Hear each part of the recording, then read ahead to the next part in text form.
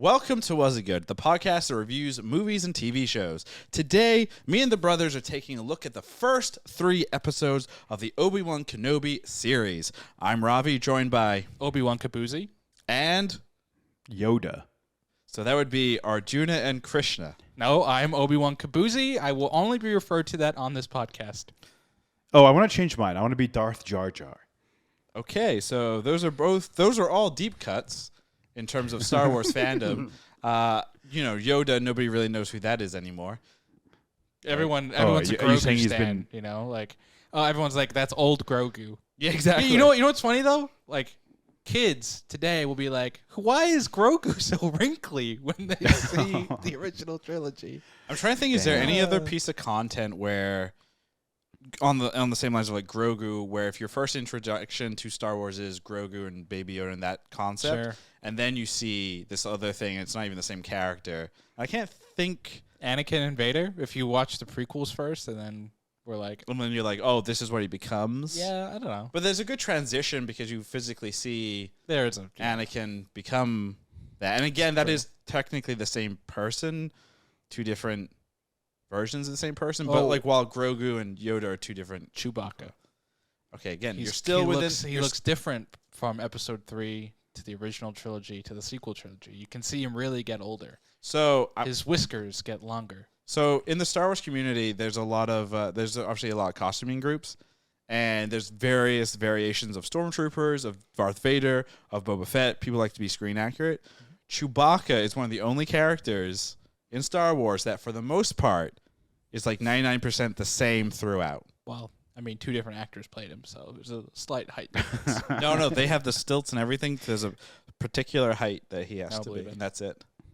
Nope. I'm so confused. What are we talking about right now? We're talking just about Star Wars. We're just I've lost the rambling plot. Star Wars, everything, everywhere, all at once. It all went when I was like, there will be children that think that, Grogu is the original green Yoda-like alien and be like, who is Yoda? Because he's just an old-looking Grogu. And I was saying, is there any other piece of content or franchise out there where you would be confused if you jumped in at like the incorrect time period in terms of whoever this character is? This conversation.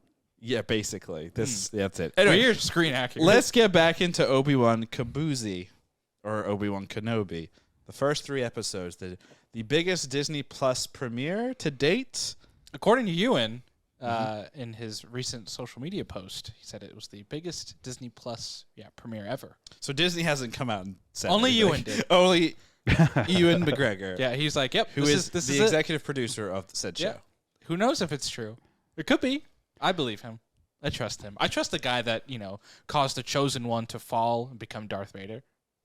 It's interesting. Seems trustworthy. It's interesting that you bring. Actually, we're going over the place because it's interesting you bring up Ewan McGregor and then the character of Obi-Wan Kenobi, and then you're classifying them as one individual. I know you're saying it as a joke, but the only reason I bring it up Or am I? is because of like what's happened in social media and the fan base around a certain character and actress. Yes. Obviously, the character of Reva and The actress Moses Ingram. right, and there's been a lot of backlash.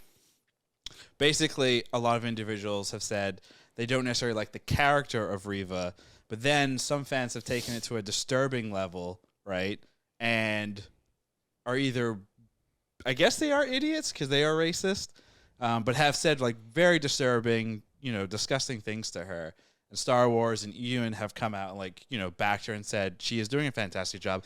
And I think the fact that like you hate the character because Reva is an asshole, the character of Reva is, pretentious dick. People need to understand the separation of the two and like, I don't know, get a little logical here and not stupid. So great transition on your part, Arjuna. So You're welcome. He planned that. Did you plan that? Well, yeah, it is strange. I mean, the whole backlash to me is very strange because there have been many of an asshole dark side character before in Star Wars lore that Darth Maul, Darth Vader, that have been Palpatine. praised. Yes. And it's weird that here's another very true Sith. The Sith aren't supposed to work together. That's why the Inquisitor program, spoiler alert, fails. because they're not really supposed to be a team. Yeah. The Sith, there's a reason they have the rule of two. It's because they don't play well. They don't play nice together. And Reva is just a classic example of that. So but Star Wars fans, there's an extreme minority of the Star Wars fan base that has always been truly terrible, and it's been decades of this with Kelly Marie Tran, with John Boyega, all the way back to the original trilogy with everyone's favorite Lando Calrissian. So obviously and I saw a lot of people saying, defending their stances and defending to a degree what people have said to Moses, where it's like, oh yeah, we've had these other characters. We're not being racist and blah blah blah. We're being we're mad at the character or whatever. But at the same time, it's like, no, you're being mad at her. You're saying these things to her publicly. Obviously, back when Lando and the original trilogy came out, there was no social media. So the things that you would hear and read and think, you wouldn't see it the way that we see it currently because of social media. Yeah. Because, again, social media is poop. Even look, the sequel trilogy came out 7 years ago. Force Awakens premiered over 7 years ago in 2015, right? And social media was even different back then. In terms of just, it's even more prevalent now than it was then. So you know what the big difference? Interesting to see that. The big difference is with social media back in when Force Awakens came out compared to now. Social media was very big in terms of the eyes of Facebook and Facebook groups and the idea of forums, and it was more closed, right? So if you wanted to read the spew and the nonsense and be around like-minded people, you would join stupid Star Wars fan group over here, and you'd be surrounded by your idiots, and it would just be kind of closed off. Now, because social media is such a bigger thing, and at the same time, you've got these companies that want engagement on their platforms. They want people endlessly scrolling, reading, and whatever. These groups are now more open. And again, they started back in 15. They were very loud. They have a bigger platform to be even louder, which is annoying. So, Christian, give us your take because you've been quiet. Oh, yes. Well, I think you guys have pretty much tackled it. I guess my only question is this, right? The criticism, obviously, we've seen it. We already know it. We can guess it. A lot of the criticism toward Reva and Moses Ingram is racist, and there's no place for it. But is there also criticism that's like, oh, I just don't like the character? I'm curious to see, what is the breakdown of the actual criticism? Not that that is terribly important, but, I'd just be curious, how much of the criticism is, oh, I just don't like your character, and how much of it is a personal attack, It's difficult, I think, to find any reasonable. I'm going to go very slow with how I'm saying things, that I don't want to fuck it up. I think it is difficult to find any kind of concrete, legitimate criticism right this particular second for two reasons. Number one, the story of Reva is incomplete. At the time of taping of this podcast, we have 3 episodes on this character.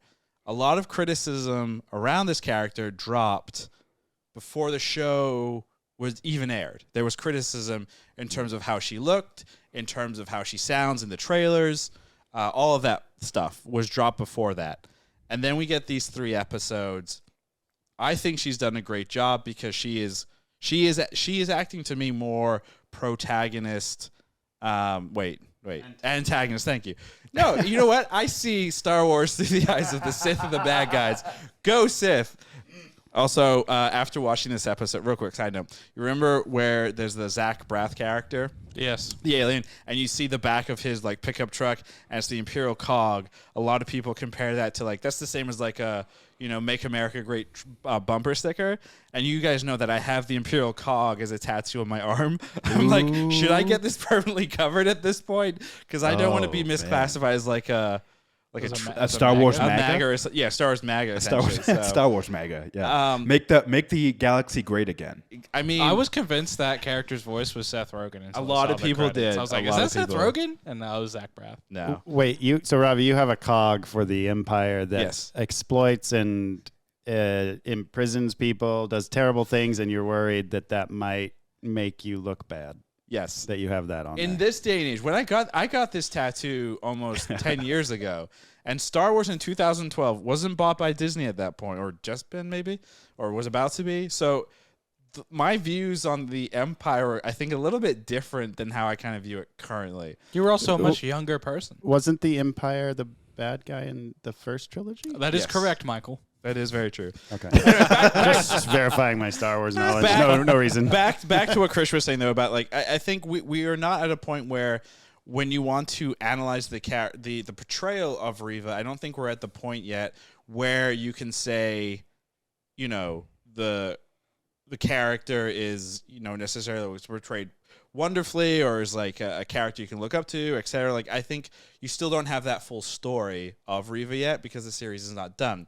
And that actually kind of like I want to jump into the news actually that broke earlier today. It's been revealed from one source so far. Yeah, it's not. It's this hardly confirmed. It's not. It's hardly confirmed. It's all rumors and speculation.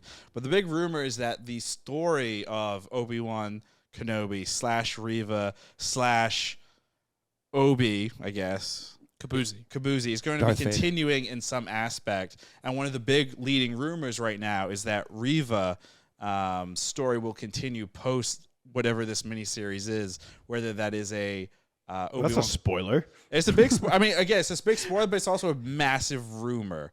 So Yeah. It could be very much not the case. She could, the character of Reva could fall by the end of this series. We just don't know. There's 3 episodes left. Everything we're saying could be completely wrong by the end. So, but how does that make you guys feel? Like if there was, hey, just kidding, it's not a miniseries, just psych, it's actually season 1. Well, kind of like how you said that Reva's story is incomplete. I have no idea how I would feel until I see how this miniseries ends, right? So I think whether a second season is warranted completely depends on how the next 3 episodes go for me. Juno, would you want to see a season 2 of Obi-Wan Kenobi or Reva? Yeah, I think so. I mean, I've enjoyed these first 3 episodes a lot, and I feel like I trust the production team behind this show. I think they've added a lot to Star Wars in general, and I've really enjoyed what they've had. So if it was a good idea, like Krishna, you kind of have to see how this current story ends and if it's direct continuation or if it's something slightly different. Like, who knows? Maybe we're going to follow around Leia's droid, Lola, and that's the second season. No. You never know. I don't think that would happen. You don't know. That'd You be don't funny. know that. I would want a second season to be from the perspective of Qui-Gon's Force Ghost, and most of it's just him chilling in Force Ghost land. No, he's got drinking he's got a and then microphone. haunting Obi-Wan as like a prankster. If they did prop bets for like Obi-Wan, like Qui-Gon appearing, like Liam Neeson appearing as a Force Ghost is like number 5. like really high, Yeah. right? Like Yeah. it's been referenced in every episode. Obi calls out to him at the beginning. He's like, "Master." Yeah. But it's definitely not Qui-Gon trying to like prank him or everything. I think what it would be is him being like with a microphone, be like, "Is this thing on? I need support or like IT help," because he's trying to communicate and he's just like, "Oh man, we could have avoided so much shit if like this shit would have worked." Oh man, my connection! I got a bad Wi-Fi connection. Yeah, You yeah. know? It's just Do you basically remember Qui-Gon IT issues. Yeah. Do you remember episode 3 when Anakin started to do all that horrible shit, and you hear Qui-Gon's Force Ghost voice being like, "Anakin, no!" That's the one part where the Wi-Fi came through kind of clear. He got like a good signal. Yeah. And then the rest of the movie is just like. But "Damn actually, it." what that is really is in Force Land, Qui-Gon has a cat that he called Anakin, and the cat knocked over like water or something. That's what set off his miscommunication. Oh, That makes no. sense. That tracks. That's gonna be my new fan fiction. You're welcome. It's coming out never. Oh, I can't wait. Now Arjuna clearly liked Obi-Wan Kenobi so much so that he created his own chapter listing. As we all know, Arjuna likes to create custom artwork and DVD boxes for all content in the new digital age because he loves the physicalness of DVD boxes and hoarding. So, as always, That's a great merch idea. it really is. As always, Arjuna wrote this DVD DVD chapter listing, and Krishna is going to go ahead and read it to us in the voice of everyone's favorite Darth Maul, specifically on Tatooine after he screams, Kenobi! Go ahead, Krishna. You can Darth figure out that. Maul. Yep. I can't even. What is his voice? He's like. He's crazy. He's just like, oh, where's the Kenobis? I must see he's him. like, He's basically on the verge of pooping himself, or screaming in rage so he can get the poop out. Yeah. He. Okay, here we go. I guess. Damn it! Can we pick a different voice? No. I'm having a hard time thinking of this one. Basically, read everything like nice and subtle, and then towards the end or randomly, you just scream it. But like, step back from the mic when you scream it, so you don't blow Arjuna's ears out when he's cutting this. Or actually, blow his ears out. It's fine. It will be a nice surprise. Man. Okay. Wow. So, all right. Well, here we go. This is gonna be bad. Sushi chef Obi-Wan, inquisitors, Luke. I am your teacher. New toys. Adventure time. A fake brown Jedi. Spicy drugs. Come with me if you want to live. Darth Anakin. Scrubs the transport. Ben fails at poker. A real brown Jedi? Bitch, I'm the master now. Burn, baby, burn. That's pretty good. It's pretty good. Darth Maul, the thing is, right? Darth Maul only had one line in episode 1. Yeah, the greatest line ever.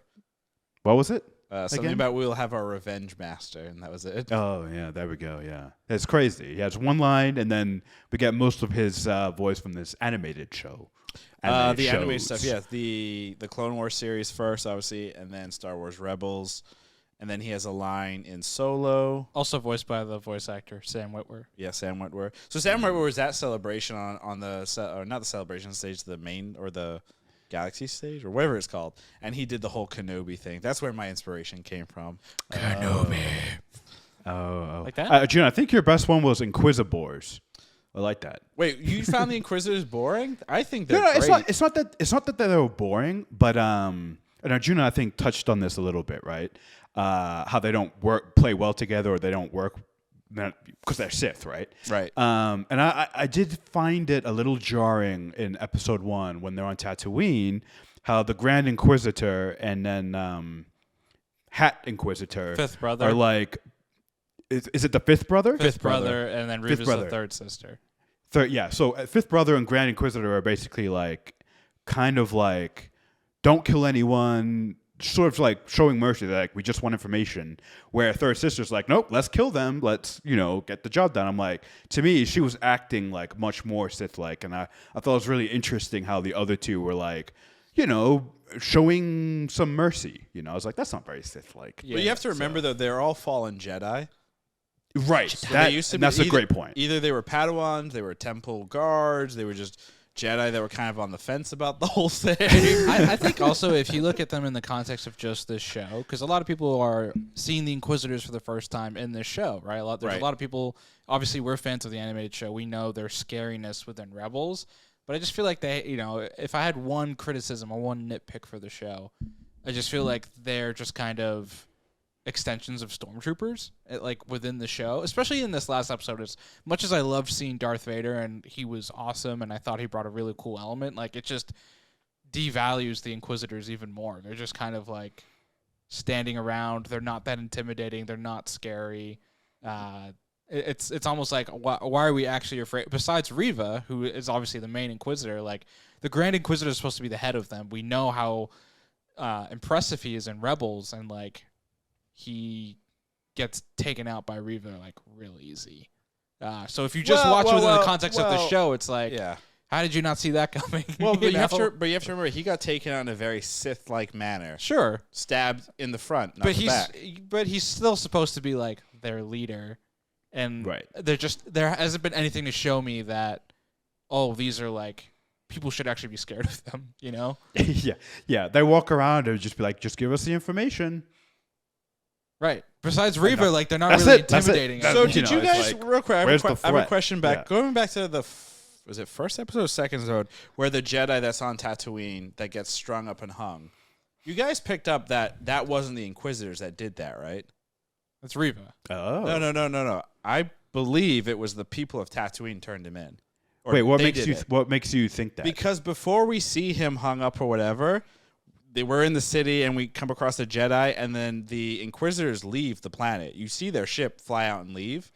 Yeah, that doesn't mean they can't come back though. Sure, but I like to imagine that they incited enough fear in the people that they turned them in themselves, which kind of tracks for like where the galaxy is right now, where the Empire is, turn in your neighbor essentially, and we will, make life easier for you. And you see that also with like Zach Braff's character, where he's very much a pro Empire supporter and everything, and even willing to give it information, all that stuff. So Yeah, but he's not hiding it. Like he has the banner. no, he has the banner on his definitely. And I'm thing. not saying that these things are hidden or whatever. I'm just saying the Inquisitors are probably a more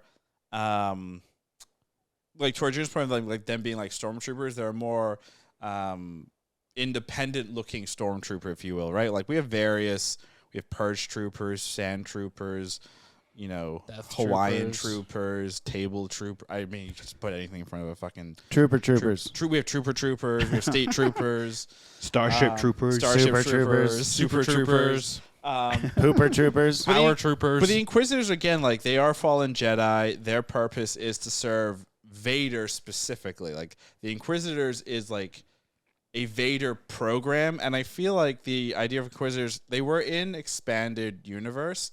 But you can also look at them kind of as if you ever play the game Shadow. with Starkiller, Force Unleashed. Force Unleashed, yeah. So the idea of like Force Unleashed is Vader finds this Jedi, converts him to like whatever. Like that's what it's just that whole plan, just bigger and whatever. And to the point of like the Inquisitor not kind of being a leader or whatever, yeah, he's not really a leader, because at the end of the day, like he tells Reva, like, I'm going to turn Obi into our master Vader, because they're all kiss asses, right? So even a leader is going to be a kiss ass, so that will blind them. we know he comes back. Like we know he's not dead. Do we want to do bold canonically. predictions right now? Wait. Sorry. We know Grand Inquisitor isn't dead? Yeah, because He shows up in Rebels. so here I'm Is it going to throw out him? my bold prediction right now. 'Cause Right. we're right there. So here's my bold prediction for the season: Grand Inquisitor that we see in Rebels is a clone. It's different. Oh. And the season is going to end with an after credit scene, because we love those, and it's going to just be the clone of the Inquisitor. So the Grand Inquisitor, Inquisitor. the Grand Inquisitor. So the Grand Inquisitor that we see is the main one, or maybe he's not the main one, but the next one is going to be a clone. And part of my reasoning behind this is in the Darth Vader comics, post Rebels, we see the Grand Inquisitor pop up a lot as a spirit, and we also see this in Rebels, where the spirit of the Grand Inquisitor shows and helps Kanan in the temple, and like he's basically like this tormented spirit that I think bounces around, and that's why I think you're able to clone him and put him into new bodies. So I think he's a clone, and they're just going to end it like that and confuse everybody. What are his earpieces? Not headphones. Maybe they have something to do with his spiritual transverse. Yes, they basically keep everything in. Yeah, they keep his soul in his body. He has loose ears. I think he's fine. Like Fennec had her guts Gutted. fixed, and Maul was sawed in half, and he was fine. Anakin was burned alive. Turned out great. Yeah, Bacta tanks. Yeah. It's the greatest. It's the greatest plot. That's where our device guy ever. Obi's going. I mean, he just got burned, so he's going to a back to tank. What if? Do you think we're gonna get back to tank flashbacks? No, I'm sorry. What if Obi-Wan Kenobi will now look like Alec Guinness? Alec Guinness? Like they digitally redo it to explain why he looks so much older. But he didn't burn his face. No, I know. Just I know. his arm. Just the Yeah, parts just that his are arm. covered by a cloak Exactly. in all the future versions. Convenient.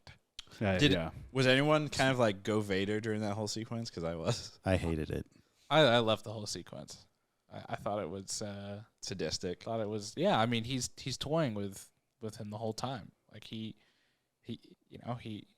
he could kill Obi-Wan like that, but he doesn't want to. He wants to torture Suffer. the dude. Yeah. And like, he lets him get away, and he's like, that's kind of the whole Vader like hubris, right? That he's powerful, and that Obi-Wan is this, I think in a lot of the comics and the expanded stuff, there's like stuff that where he like daydreams about the Mustafar battle, and he's the one that kind of like slices Obi-Wan in half, and he's the one that kills him. I instead can't of, wait like, for the the what other if one. The other, instead of series. the other style. So like, Wow.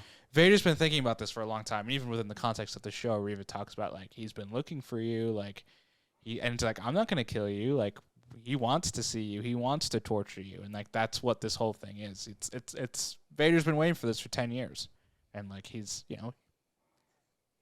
he sees how pathetic he is almost in terms of like that battle. Like the Obi-Wan we see is a far cry from the Obi-Wan in the prequel trilogies in terms of the height of his powers. He hasn't been one with the Force in 10 years. Even in Episode 2, when he does the Force hold on Leia, like He just struggles. To, just to hold her up, he like really struggles. Which is, Obi-Wan is one of the best on-screen Jedi we've ever seen, right? And he's so far from that in this show. So I think that battle went exactly the way, from what we've seen in this show. And I think inevitably there'll be a rematch within the context of the show. What kind is anyone surprised by the fact that we saw them actually whip out lightsabers and run around in the dark in sand dunes? Christian, like, how did you because we were texting you, and then afterwards you were like, cool. Yeah. The sequence, it was narratively, I 100% agree with Arjuna. Like, what the characters did made sense, and it was cool seeing Darth Vader, especially when he's like just killing people in the village and like dragging their bodies around. I was like, oh shit. Like, we're seeing the most sadistic Vader, I think, portrayal in any media ever, right? Mm-hmm. Like, that was like really brutal, and I was like, that makes sense, and that works. But like, when it came to the actual face-off between Vader and Kenobi, I don't know if it was like the setting or the fact that they're just running around in this like quarry, and it's like, and to me it felt a little disjointed. Like they're facing each other, and then Obi-Wan just runs away, and then all of a sudden Vader's back again. Some of it, and also, I've been sick this week, so I don't know if also it's just my brain wasn't working very well. But like, it just felt something about it felt weird. And I think it has more to do with like how it was shot and the setting, and him disappearing, and then he runs away. Vader's just pacing slowly. I thought they could have done a little bit better job with that, like Vader stalking him instead of just showing up again. They should have taken cues from Episode 6 when Luke fights Vader, and he's kind of like he's just walking around and just kind of popping up here and there, in the Emperor's massive chamber. Like, I think if you kind of mimic that, because even then Vader was kind of toying with Luke.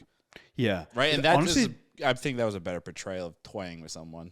Yeah, and honestly as well, like, they could have taken, I think, a cue from the Batman. Like, Batman, when he stalks his prey, they did such a good job of the boots and the sound effects, and playing with like longer shots and having him off screen, but you can still feel his presence.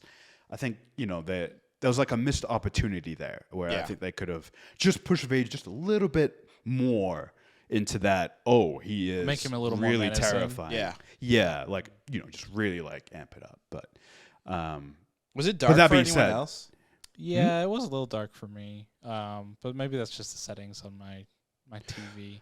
I mean, I checked it on 3 different screens. I checked it on my laptop, on a TV that I have out here, another TV, and they were all super dark. I think my TV's too small, so I think I just have to get a bigger one. That might for be episode 4. It might be makes I the agree. most sense. I agree. Yeah, forget like watching the big game. We can't say the Super Bowl. The big game. You said it. They're going to come for us now. So you got the NBA Finals that you can you can't say that either. You have to say the other big game. The NBA's not like that. The Golf Masters final. Oh God. That's just that Ew. I don't know when golf is. Ravi, you didn't give your opinion, Ravi. I mean, I completely agree with both of you. Like narratively, yes, they did a great job there. Stylistically, and kind of building on the terror of Vader, it was a little too porno for me, if that makes sense. Where you show too much. Was too porno. That's You great. showed That should be a quote. It was mean, too porno porno. for me. Who was that? I think I was talking to Lehrman about Porno. about this. Is like you fail with horror a lot of the times because you just show everything. While like really good horror is where you don't see everything. Right. And I get where everyone's like, oh my god, like even I was like Vader when he's just snapping everyone's neck. And That's a great part. That I think was scary and whatnot. But like again, to the point of like the actual sequence and fighting and the toying, it just wasn't that. It just didn't hit right. It hit when he was like, I'm gonna light this fire and then drag your fucking body in it. That was like fucking dark. That was dark. It took me out when I realized the CGI was not the best with fire. I mean, fire is always going to be difficult, and they're always going to use fake fire when you have like a high-profile actor like Ewan McGregor. because of Should have used real fire. I mean, I would have. If you go to Waterworld at Universal Studios, they use real fire. They do. They do actually. I actually saw that attraction. It's amazing. So it's really fun. It's better than the movie. I will say, I think what also hits for me in that sequence, and I think maybe why I enjoyed it a little bit more, were the dialogue. I think between Vader and Obi-Wan. I thought some of those lines are really poignant and kind of hit on the big character beats of he's like, "What have you become?" And he's like, "I've become what you made me." Right. That I thought that stuff just hits on a lot of the lore of from the prequel trilogies and everything that you've seen with this relationship over however many movies, however many shows, with the animated shows and the live action stuff. That I thought was very well done, and I think again narratively speaking they kind of hit that for me. It's interesting that this is 10 years after Episode 3. It is roughly 5 years after Jedi Fallen Order. And then it's roughly 5-6 years before certain parts of Star Wars Rebels. I bring up all these. It's also 1 year after Solo. I bring up all of these like particular dates because in Jedi Fallen Order, there's the Vader sequence where they're at I'm calling it Planet Inquisitor. The water base with the big pointy penisy base. Talk about ego problems. Only you thought it was a penis. I think everybody did. Anyway, Don't get penisy, kid. We have Vader fighting Cal there, and also torturing another Inquisitor back then. We then, we see 5 years later he's fighting another Jedi, and then 5 years later he's fighting his old apprentice. So it's like every 5 years, it seems like Vader has like a big turning point where he's like, "Oh shit, we really sucked at this Order 66 stuff." Maybe it's like the World Cup, every 4 years, but for him it's every 5 years. He gets another chance. He suits up, and he's like, "All right, who will I face today in the Tournament of Champions?" It's interesting. Like Vader has a very weird. I think very methodical. Star Wars has a very weird history of. Order 66 is this terrible. It is a terrible thing that happened, but they screwed up so badly with the amount of Jedi because obviously in this episode, the last episode, Episode 3, there's reference to Quinlan Vos, which if I was a betting, I thought that Kumail Nanjiani was gonna be playing. He was the fake brown Jedi. He was the fake brown Jedi. Quinlan Vos is the real brown Jedi. I mean, I think it would be great to see him show up. I don't think necessarily he will, but really? Especially in that whole sequence where Obi, they find that there's this kind of rebel movement happening, and there's this mention of what they call the Path. I would imagine that we're gonna see the Path probably in Jedi. Survivor, which is the sequel to Jedi Fallen Order. Could also be a part of Andor, too. Could be a part of Andor. Especially because it's going to tie into the Rebel Alliance and a lot of Rebel stuff. I thought we were going to see Cassian, actually, in this episode. Because even with, Indira Varma's character, Tala, she is, she's a Imperial officer who's I'm doing stuff for, and stuff for Jedi and stuff for people who basically oppose the Empire, Right. And she's like, it doesn't, it's not even just Jedi, right? It's people who could be Force sensitive, people who are allies, whatever. So that could, potentially there's a little bit of crossover there. So here's a question. She mentions children that are Force sensitive. Obviously, Padawans are Force sensitive. Obviously, Grogu was at the temple, the night of Order 66. Do you think Grogu passed through that room at some point? I mean, it's probably not too difficult to place him there if they would like to. Yeah. I don't know. I think it's possible that he could have, but I almost feel like if you drop him into the show, it's a big distraction, right? Like, it just takes away. It doesn't necessarily take you out of the show, but it's just like now that becomes that's what people care about. So I bring the cutest thing on the planet. I bring this up because it's all I'm planting stuff here. You are Yeah, I'm a planter. Actually, have you seen my plants on this set? I'm a planter. That's a fake plant. That other one's fake. That one's real. This one's real. Anyway, some criticism has come out around the show in general, being like, people are worried that this may feel a little bit too much like a Book of Boba Fett, in the sense of, we're, figuring out this character is a lot of like, interpersonal stuff. Not a whole lot of, there is definitely action. We've seen action. But like following suit where it's like we're getting all this stuff and then there's not a big payoff. And then some people are throwing out like the what if. Well, what if like the last 2 episodes you get like some Din Djarin backstory, some Grogu backstory bullshit. Well, Din's a child at this point. Sure, but you could see some Death Watch training a young Din. I mean, that would make much less sense than him. Totally. Book of Boba. But what would you all like? What would you like? Would you be Look, like? This show is fuck? already better than Book of Boba because they left Tatooine after episode 1. Yep. They've given us different planets each episode, so it's already a win. Low bar, already passed. Yeah, I mean, it's the Book of Boba Bar was already so low to begin with. The Book of Boba Bar.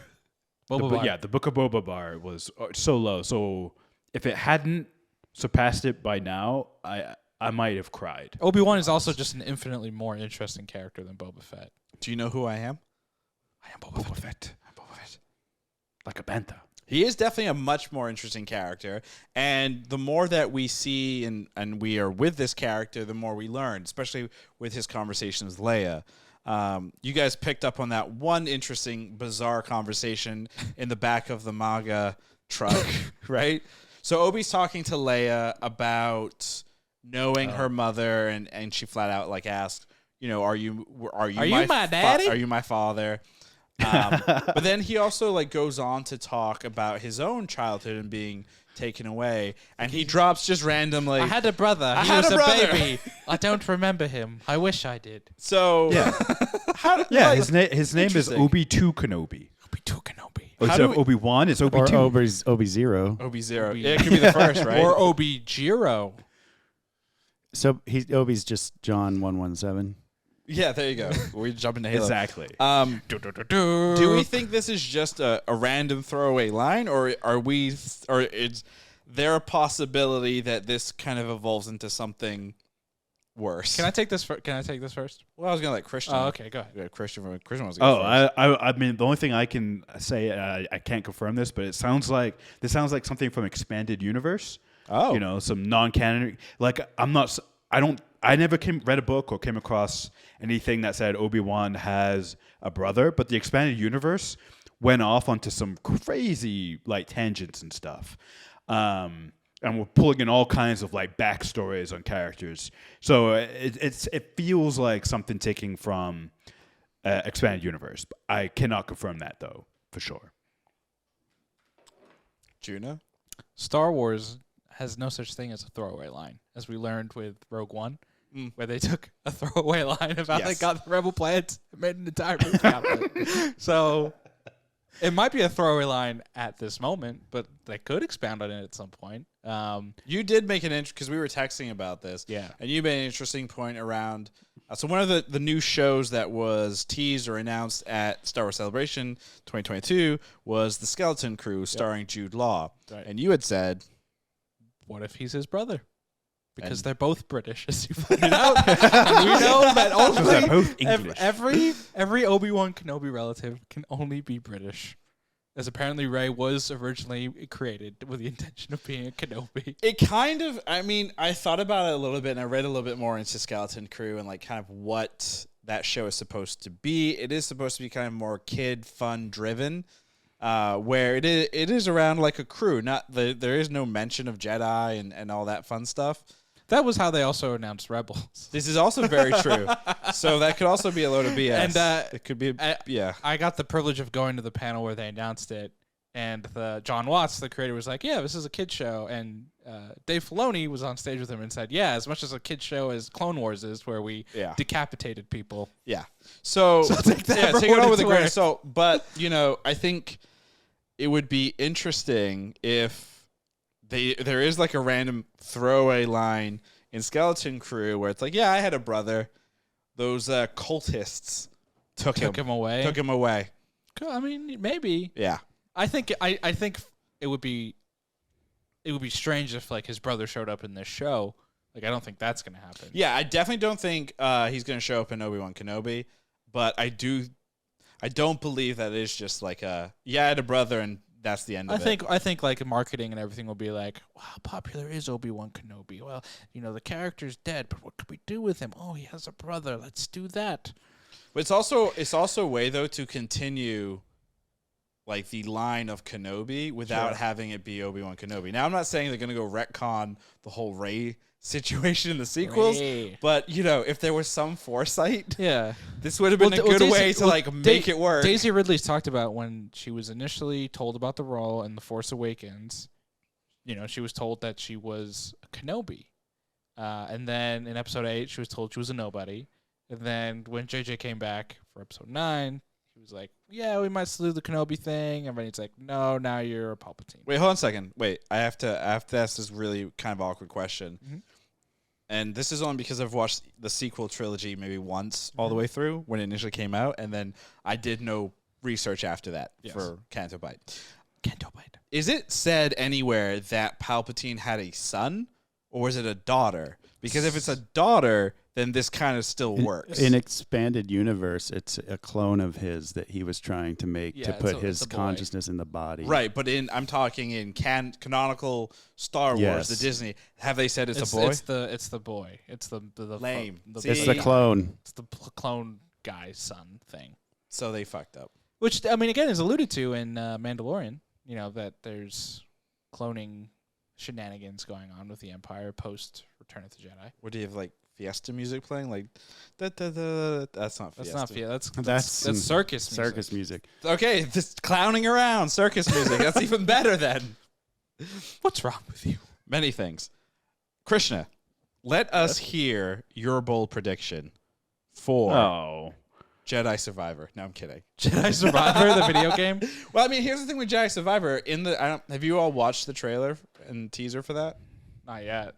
Really? Okay. No. Well, anyway, there's a character, a Bacta tank that Cal sees, and everyone's claiming it's either the Sith guy wannabe from the first one, but then some people are saying it might be a new character. Maybe that's Obi-Wan Kenobi's brother. You know what? Every new character that's a male that's introduced in Star Wars, I'm going to start by saying Regardless of the timeline? Correct. So, like, Acolyte, 100 years before. that's Obi-Wan Phantom Menace, Kenobi's ancestor. Not his brother. So I was just doing some quick research on the whole Obi-Wan brother thing. I had on the quick couple minutes that I didn't see anything from Expanded Universe, but apparently in the original script Right. for Episode 4, Owen Lars was supposed to be Obi-Wan's biological brother, but they cut that. So kind of interesting, since we have Owen Lars in this show. Who's, by the way, fantastic character. Like, I love that they brought the actor back. Joel to Edgerton. Yeah. Joel Edgerton's, Yeah. he's Those been in guys- some he's great great. things. And I think he was like a little bit more unknown when the super the unknown. Yeah, prequel for trilogy sure. came out. Yeah, So like, absolutely. George Lucas kind of struck gold by casting him. Yeah. George Lucas struck gold on everything. Like, no. Hold on a second. Hold on a second. Hold on. Real quick. How many people on this planet can say that they have influenced pop culture for the last, almost 50 years? He didn't do it by himself. Sure, he didn't do it by himself, but at the same time, 20, 30, 40, 50 years from now, when we're all gone and he's gone and the wheels of the world are still turning, the name George Lucas and Star Wars is still going to be very, very much connected. Just like Gene Roddenberry in Star Trek. Exactly. I mean, like who? If I could come over and punch you in the face, I would. But he struck gold. He is lucky and very rich. And very rich. Can I say, I thought the brother line was basically just a reference to his need for a brother and how Anakin was like a brother to him, and that in episode 3 he says, "I don't send me after Anakin. I can't kill him. He's like a brother to me." Yeah, and he even shouts at Mustafar like, "You were my brother, Anakin." You were my brother, Anakin. You know, like, and that's a really great point, Michael, because I think you're absolutely right. Like that's a huge theme with their relationship. Was Obi viewed him as a brother. And he's lost his brother, and he's kind of lost himself now. If you really break it down to the bones of it, and now he sees his brother, and he's this terrifying samurai, dark lord, robot samurai. Yeah, I would say he's not really like a samurai; he's more of a robot. Well, he's a Ronin. George Lucas, sure, a robot Ronin. I still think it's we're gonna see more of this at some point. I don't. Sure, if we want to get deep in whatever about Star Wars, get deep, some bullshit like yes, I lost my brother, but no, it's more content. Come on, be real here. Yeah, well, it's another toy. Yes, exactly. Do you want to buy the first Obi-Wan Kenobi brother Funko Pop? Sign up now. I finally have my bold prediction. Oh, let's hear it. Thinking about it the whole time. Wow, that took forever. So if you think back to the recap, in episode 1. The recap that happens, that basically details episodes 1, 2, and 3. I thought Mace Windu was featured somewhat prominently in that recap, leading me to my bold prediction that Mace Windu is alive and will be appearing in this show. Will probably come in and save the day in episode 6. Wasn't there something with Samuel L. Jackson had spoken to Deborah Chow about I think it was more of a joke where it's the same way that he had joked to George Lucas about doing a spin-off or something. I guess he somehow had a conversation with her and same idea. Listen, I mean, he just finished filming Secret Invasion. He's on the Disney Plus studio lots. There's one other way. Yeah, exactly. There's one other way that I think he could appear, which might make more sense. Obi-Wan's been trying to connect with Qui-Gon Jinn this whole time, but perhaps the Force Ghost that answers the call is Mace Windu. Because he is a better IT person? Exactly. My fan fiction is going to be amazing. That's just a prediction. What if who's the worst Jedi ever? The worst Jedi? At that point in Obi-Wan, that Anakin Skywalker. That answers the call, who's dead and can't answer the Force Ghost call. It's hey, I'm Steve. Real quick, how's it going? Real quick. I want to answer Arjuna's question. Not who is the worst dead Jedi, but who do you guys think is the worst Jedi of all time? Well, I guess what's the criteria? Wait, of that? what? Who caused everything to just kind of fall flat on its face? There's only one Jedi that you could. Wow. And people would say Yoda. Yeah, exactly. You can pinpoint everything on Yoda. There's an episode arc in the Clone Wars where he is basically close to figuring everything out, and from what we are presented, he just kind of sits on that information and is like, well, I'm good. It was a vision. It's cool. It's whatever. He's the worst Jedi. He's the worst Jedi. So my bold prediction, like I said, is going to be it's going to end with the Grand Inquisitor is shown as a clone, and it'll be revealed specifically at the end credits. Arjuna, do you have a bold prediction that doesn't revolve around someone dying? Yes. I've only done that twice. I know, but it's going to be the joke forever. So speaking of Yoda, I think Yoda will appear in the last episode of this show, and he will talk to Obi-Wan somehow, and that'll be it. Do you think he's going to tell him about his love child Grogu? No. Yes, and that's what kicks. Boom, and that's what kicks off season 2. Yoda uses the Force or whatever hippy dippy shit, and is like, Obi, go find my son, and then that ends the season, and then boom. Wait, we season think Grogu 2. is still Yoda's son? Sure. Yes. I love this idea that if they keep going with Obi-Wan, every season after this is just him being someone's errand boy. Yes. So like Bail Organa, go rescue my daughter. Quest. Yoda in season 2, go rescue my son. You know, Jar Jar in season 3. Go I will say this about Obi-Wan. rescue me. I will say this about Obi-Wan. At least he's not bothered with side quests like Din is in Mandalorian. His whole life least. is True. a fetch quest. It's just like, I gotta go An fetch. escort mission. I gotta get this so I can do this. I mean, but he's kind of doing that right now. He's like, go to this planet to get this information, to do this, to get her back. It is still kind of side questy, like No, because it's the one through line is like he is trying to get Leia home, and like the only transport he could get off was like to this planet to get the help. So it's Joshua Tree planet. Joshua Tree. I'm gonna Joshua rename Tree. all the Star Wars planets to like real Earth things. So I Hoth like is that. no longer Hoth. It is what was formerly known as Antarctica or Alaska. because it's No, melting. Antarctica. See what I did there? I made it political. You're welcome. That's what the left I do. don't think. Well, okay. Well, What the fuck? Ravi's on one today. I've been Clearly. reading a lot of Twitter lately. All right, Yeah, don't do that. It's a dangerous platform. it's a very is a dangerous platform. Hey, has Elon bought it yet? no. I think he's backing out of the deal. He's He trying can't to. anymore. It was today the waiting period left off. Twitter can force it if they want, but Elon cannot back out without Twitter's approval. He just like files bankruptcy. I mean, it seems like I don't know what we're talking about. Billionaires. Well, I guess it relates to the empire. Okay, my new bold prediction is Elon Musk will be revealed as Palpatine in episode 6 of Obi-Wan. Oh no. He's more Lex Luthor than anything at this point. Which, He's by not the way, cool enough to by be the way, you Lex guys are Luthor. aware. Speaking of this pod and everything, Young Justice season 4 wraps this coming week. Yeah, I need to I don't know if catch you up. guys have been watching it, but it has been a very wild ride. So that Really? I might actually write a blog post on it if you guys don't. Oh, right? please do. I will. It'll be Arjuna has no idea what he has It's missed. better than season 3. I did the first half of season 4, and then they had the mid-season break, and I haven't caught up since. it You came mean back. Christmas? No, it was like a couple months back. Was it? I thought Like it broke January? around. Yes, around Christmas. What was that? That's well after Christmas. Guys, we're gonna do something a little bit different here. We're gonna ask each other, was it good for Obi-Wan Kenobi episodes 1 through 3? Wow, that's real That's different. so Why is that? different. How's that different? But you're going to ask it backwards. No, I'm kidding. We haven't done that. We haven't asked was it good in a couple episodes. It's very Twin Peaks like. I'll kick it off. Megatron, the cat, who is cleaning himself in front of us.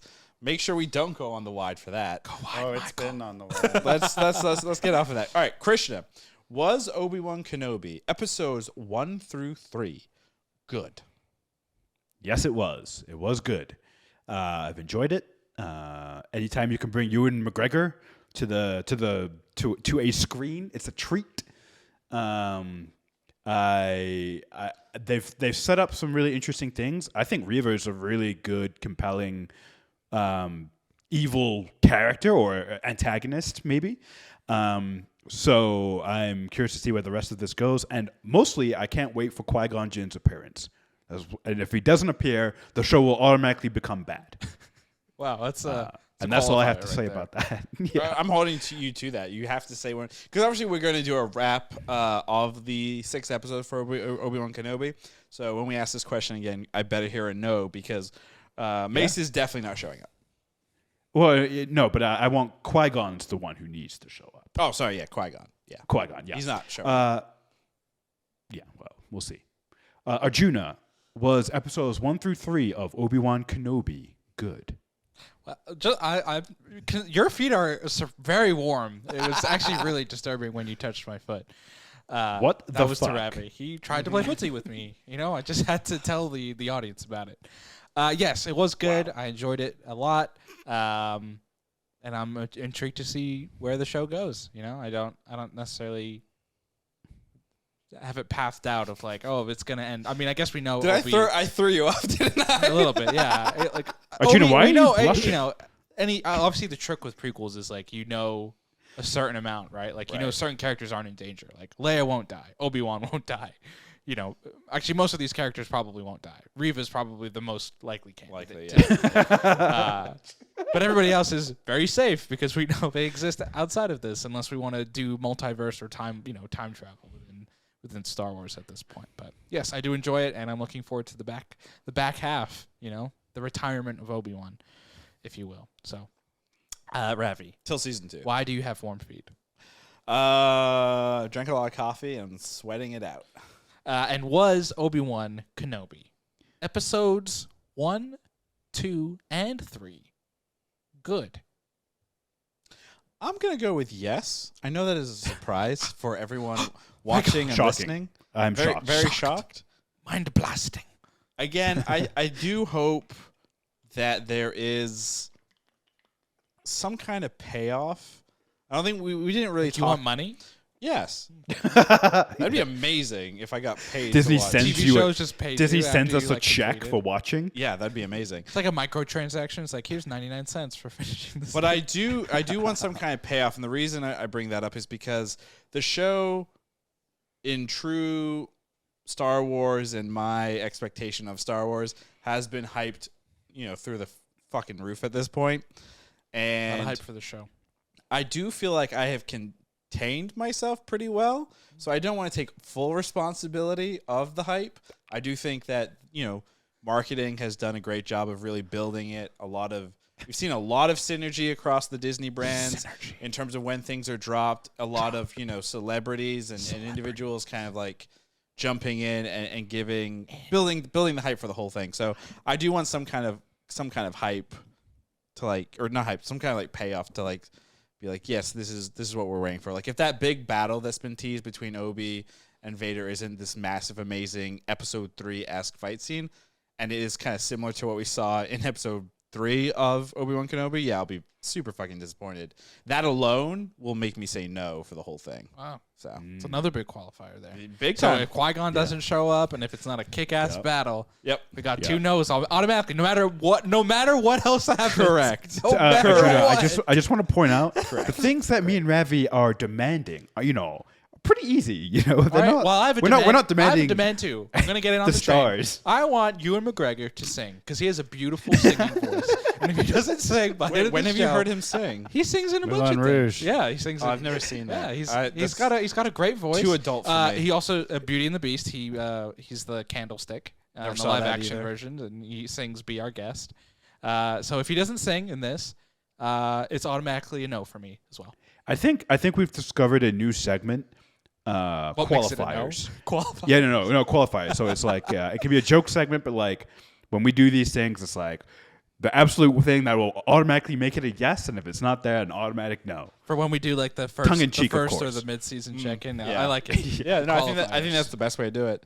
I mean, with the next big one would be Miss Marvel, which drops next week. Yeah. So we should Is that make a some show? Yeah, it's a show. Oh my god. Oh, okay. Yes, it's a show. Sorry, I'm all marveled out. I'm not gonna lie, but anyways, I mean, you're not wrong. This first half of the year has been very obviously Marvel centric, and now we're moving more into a Star Wars centric period, which is kind of cool. We got Miss Marvel, She-Hulk, and Thor: Love and Thunder in the next 3 months. Sure, but there's still Star Wars to equal it out. There's good Star Trek. Chris is gonna watch it never, so he'll never know. What if Christian's a secret Star Trek fan? I mean, count me surprised. Tickle me surprised. color me surprised. Tickle me surprised. Real quick, we didn't really talk about this. As a rule, I usually hate child actors and children in movies and TV shows. Oh, but It's usually just awkward and it's annoying. Yep. The Leia casting was a great choice. Yes, yeah. little girl is Leia.